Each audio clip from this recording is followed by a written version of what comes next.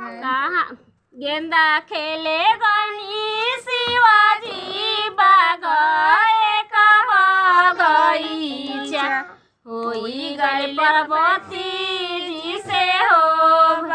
होई गए पार्वती जी से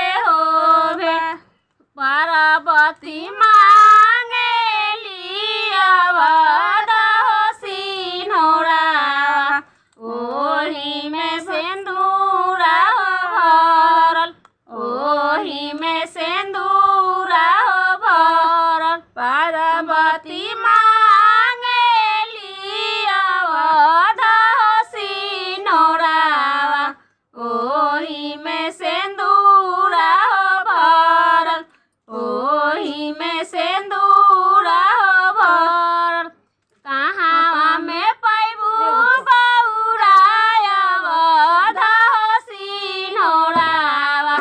कहाँ में सिंदूरा भरल कहाँ में सिंदूरा भरल कटहेरिया घरे पाइब शिवाजी अवध सिन्होरा सिंदूरिया घरे सिंदूरा भरल सिंदूरिया घरे सिंदूरा भरल गेंदा खेले गनी शिवाजी बाग एक बगीचा होई गए पार्वती जी से भेंट होई गए पार्वती जी से भेंट पार्वती मांगेली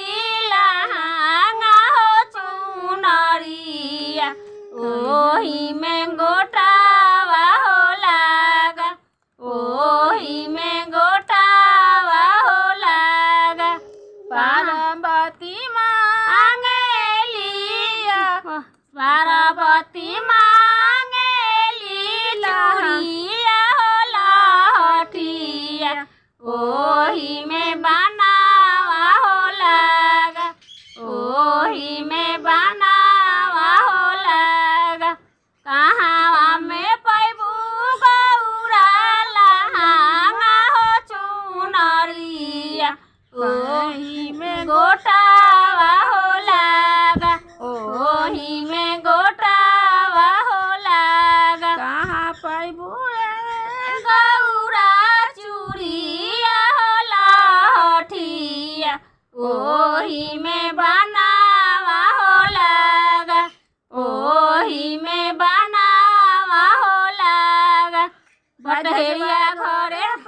बजजवा घरे पाइब शिवाजी लहंगा हो पटोरा ओही में दर्जी घरे गोटा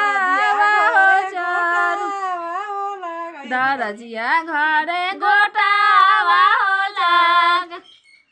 पटहेरिया घरे